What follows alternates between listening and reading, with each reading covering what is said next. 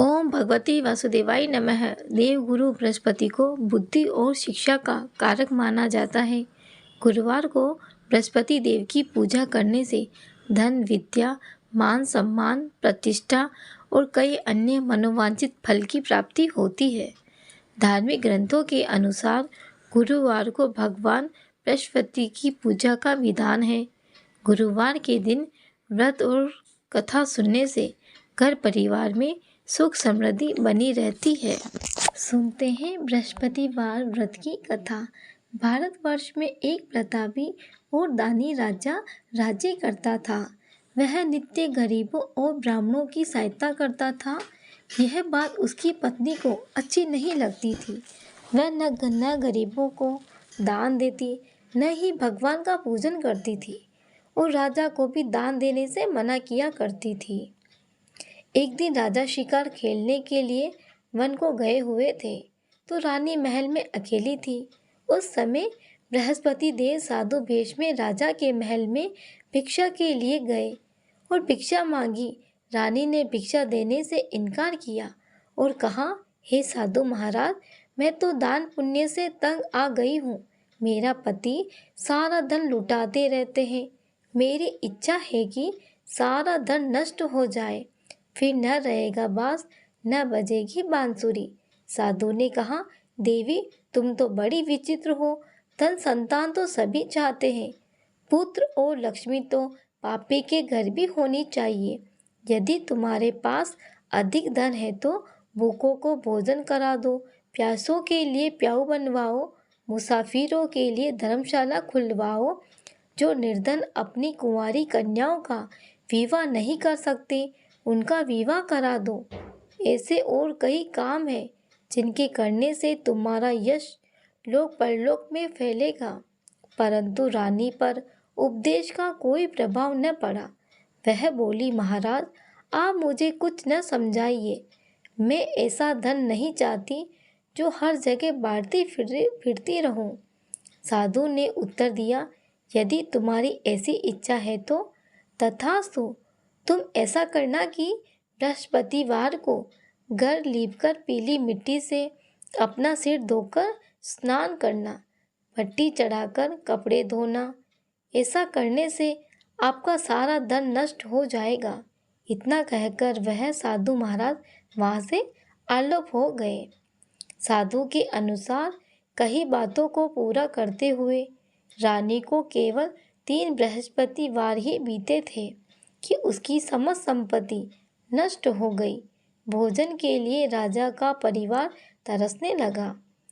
तब एक दिन राजा ने रानी से बोला कि हे रानी, तुम यही रहो, मैं दूसरे देश को जाता हूँ, क्योंकि यहाँ पर सभी लोग मुझे जानते हैं, इसीलिए मैं कोई छोटा कार्य नहीं कर सकता।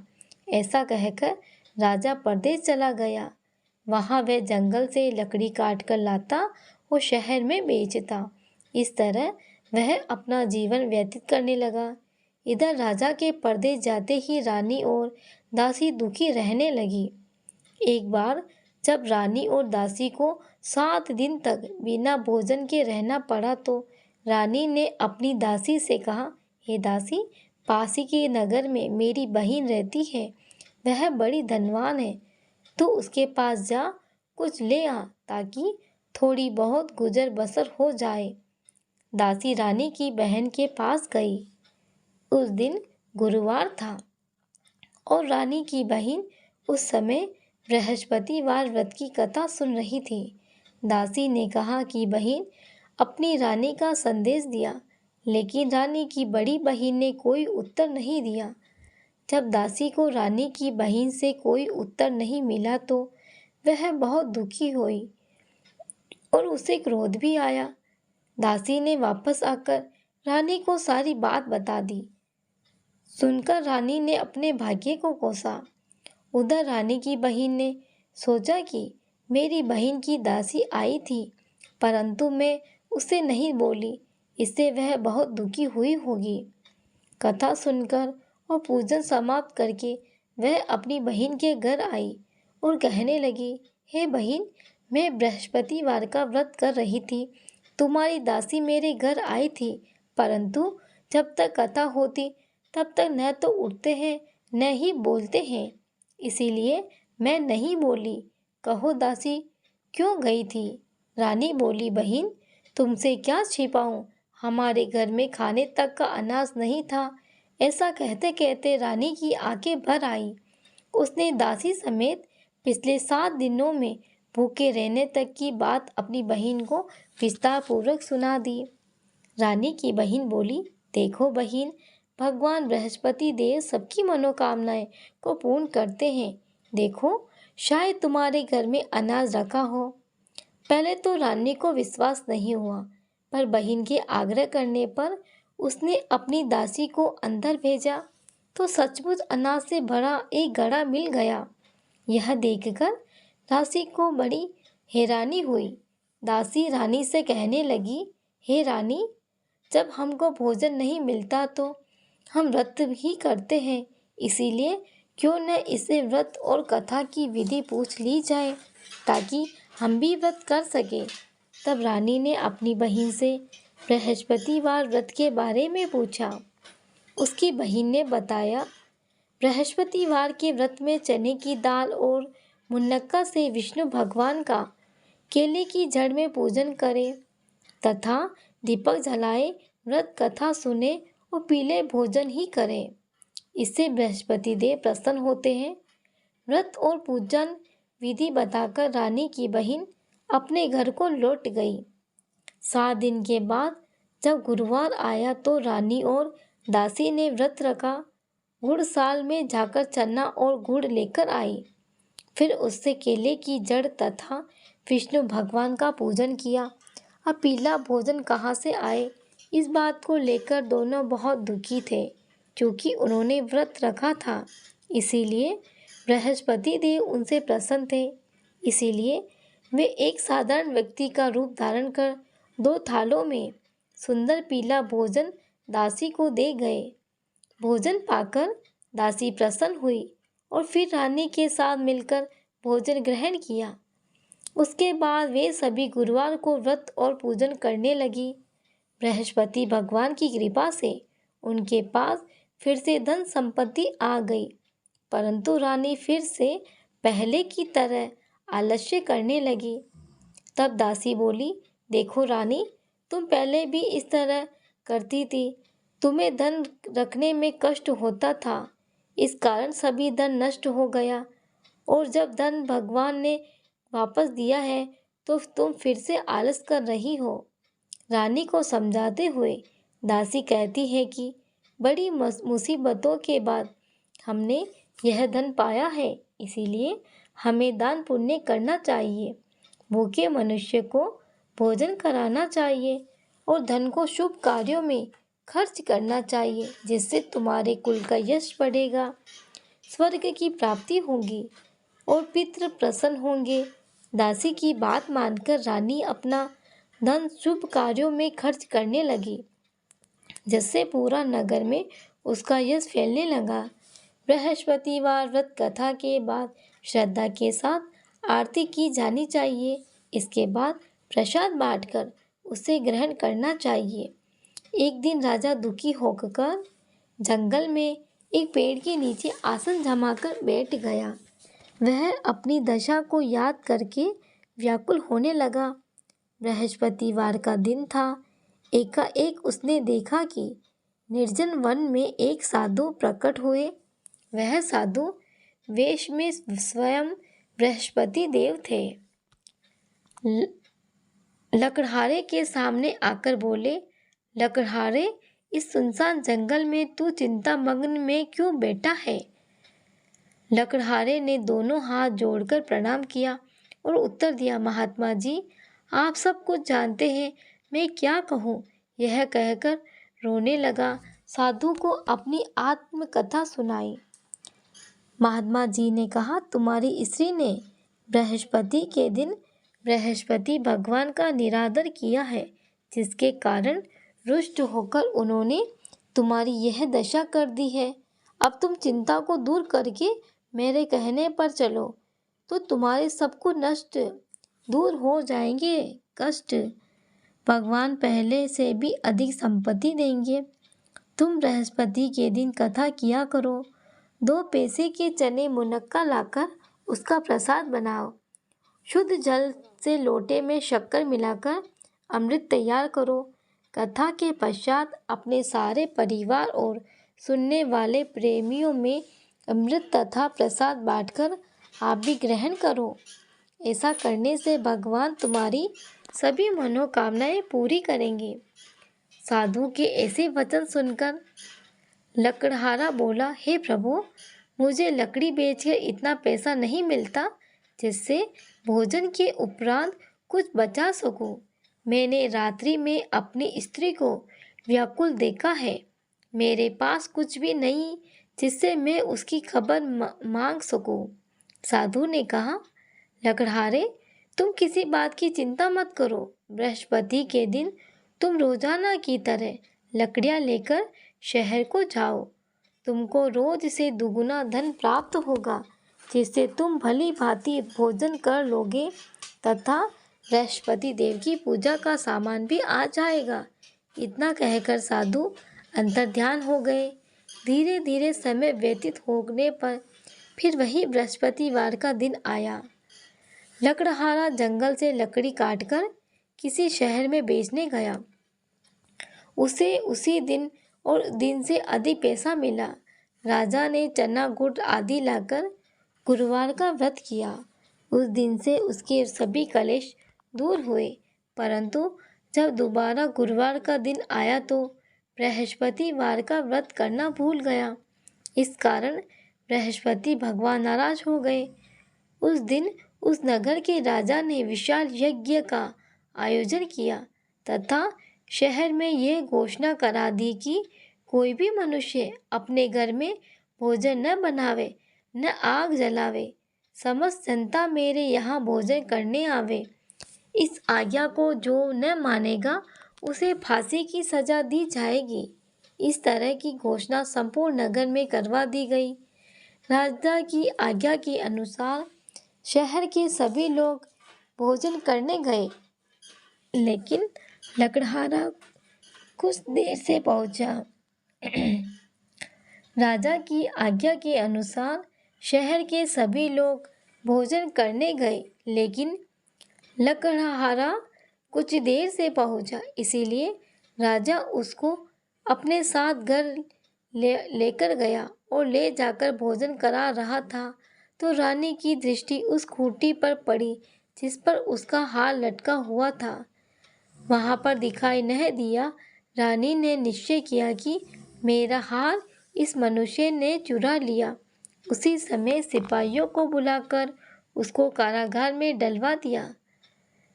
जब लकड़हारा कारागार में पड़ गया, बहुत दुखी होकर विचार करने लगा कि न जाने कौन से पूर्व जन्म के कर्म से मुझे यह दुख प्राप्त हुआ। उसी साधु को याद करने लगा जो कि जंगल में मिला था। उसी समय तत्काल बृहस्पति देव साधु के रूप में प्रकट हुए। उसकी दशा को देखकर कहने लगे, अरे मूर्ख, तूने बृहस्पति देव की कथा नहीं करी, इस कारण तुझे दुख प्राप्त हुआ है। अब चिंता मत कर। बृहस्पतिवार के दिन कारागार के दरवाजे पर 4 पैसे पड़े मिलेंगे। उनसे तू बृहस्पति देव की पूजा करना, तेरे सभी कष्ट दूर हो जाएंगे। बृहस्पतिवार के दिन उसे 4 पैसे मिले। लकड़हारे ने कथा कही। उसी रात्रि को बृहस्पति देव ने उस नगर के राजा को स्वप्न में कहा, हे राजा, तुमने जिस आदमी को कारागार में बंद कर दिया है वह निर्दोष है। वह राजा है, उसे छोड़ देना। रानी का हार उसी खूंटी पर लटका है। अगर तू ऐसा नहीं करेगा तो मैं राज्य को नष्ट कर दूंगा।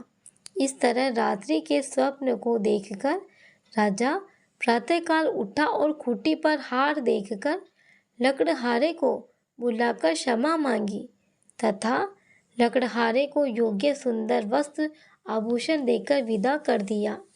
बृहस्पति देव की आज्ञा के अनुसार लकड़हारा अपने नगर को चल दिया। राजा जब अपने नगर के निकट पहुंचा तो उसे बड़ा आश्चर्य हुआ। नगर में पहले से अधिक बाग, तालाब, कुएं तथा बहुत सी धर्मशाला, मंदिर आदि बन गई। राजा ने पूछा, यह किसका बाग और धर्मशाला है? तब नगर के सब लोग कहने लगे, ये सब रानी और बांदी के हैं। तो राजा को आश्चर्य हुआ, गुस्सा भी आया। तब रानी ने यह खबर सुनी कि राजा आ रहे हैं, तो उन्होंने बांदी से कहा कि हे दासी, देख राजा तुमको कितनी बुरी हालत में छोड़ गए थे। हमारी ऐसी हालत देखकर वह लौट न जाए, इसीलिए तू दरवाजा पर खड़ी हो जा। आज्ञा के अनुसार दासी दरवाजे पर खड़ी हो गई। राजा आए तो उन्हें अपने साथ लीवा आई। तब राजा ने क्रोध करके अपनी रानी से पूछा कि यह धन तुम्हें कैसे प्राप्त हुआ? तब उन्होंने कहा, हमें यह सब धन बृहस्पति देव के व्रत के प्रभाव से प्राप्त हुआ है। राजा ने निश्चय किया कि 7 रोज बाद तो सभी बृहस्पति देव का पूजन करते हैं, परंतु मैं प्रतिदिन दिन में 3 बार कहानी तथा रोज व्रत किया करूँगा। अब हर समय राजा के दुपट्टे में चने की दाल बंधी रहती है तथा दिन में 3 बार कहानी कहता। हर रोज राजा ने विचार किया, चलो अपनी बहन के यहाँ हो आवे। इस तरह निश्चय कर राजा घोड़े पर सवार हो अपनी बहन के यहाँ को चलने लगा। मार्ग में उसने देखा कि कुछ आदमी मुर्दे को लिए जा रहे हैं। उन्हें रोककर राजा कहने लगा, अरे भाइयों, मेरी बृहस्पति देव की कथा सुन लो। वे बोले, लो हमारा तो आदमी मर गया है, इसको अपनी कथा की पड़ी है। परंतु कुछ आदमी बोले, अच्छा कहो, हम तुम्हारी कथा भी सुनेंगे। राजा ने दाल निकाली और जब कथा आदि हुई थी, मुर्दा हिलने लगा। जब कथा समाप्त हो गई तो राम राम कह के मनुष्य उठकर खड़ा हो गया। आधे मार्ग में उसे एक किसान खेत में हल चलाता मिला। राजा ने उसे देखकर उससे बोला, अरे भाई, तुम मेरी बृहस्पतिवार की कथा सुन लो। किसान बोला, जब तक मेरी कथा सुनूंगा तब तक 4 हरया जोत लूँगा। जा अपनी कथा किसी और को सुनाना। इस तरह राजा आगे चलने लगा। राजा के हटते ही बैल पछाड़ खाकर गिर गए तथा किसान के पेट में बड़ी जोर का दर्द होने लगा। उस समय उसकी माँ रोटी लेकर आई। उसने जब यह देखा तो अपने पुत्र से सब हाल पूछा और बेटे ने सभी हाल कह दिया। तो बुढ़िया दौड़ी दौड़ी उस घुड़सवार के पास गई और उसने बोली कि मैं तेरी कथा सुनूंगी, तू अपनी कथा मेरे खेत पर चलकर ही कहना। राजा ने बुढ़िया के खेत पर जाकर कथा कही, जिसके सुनते ही वह बैल उठ खड़ा हुआ। किसान का पेट का दर्द भी बंद हो गया। राजा अपनी बहन के घर पहुंचा। बहन ने भाई को खूब मेहमानी की। दूसरे रोज प्रातःकाल राजा जगा। वह देखने लगा कि सब लोग भोजन कर रहे हैं। राजा ने अपनी बहन से कहा, ऐसा कोई मनुष्य है जिसने भोजन नहीं किया हो? मेरी बृहस्पतिवार की कथा सुन ले। बहन बोली, हे भैया, यह देश ऐसा ही है कि पहले यहाँ लोग भोजन करते हैं, बाद में अन्य काम करते हैं। अगर कोई पड़ोसन में हो तो देख आऊं। वह ऐसा कहकर देखने चली गई, परंतु उसे कोई ऐसा व्यक्ति नहीं मिला जिसने भोजन न किया हो। अतः वह एक कुम्हार के घर गई जिसका लड़का बीमार था। उसे मालूम था कि उनके यहाँ 3 रोज से किसी ने भोजन नहीं किया है।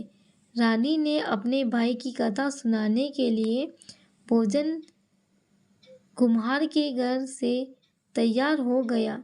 राजा ने जाकर बृहस्पतिवार की कथा कही, जिसको सुनकर उसका लड़का ठीक हो गया।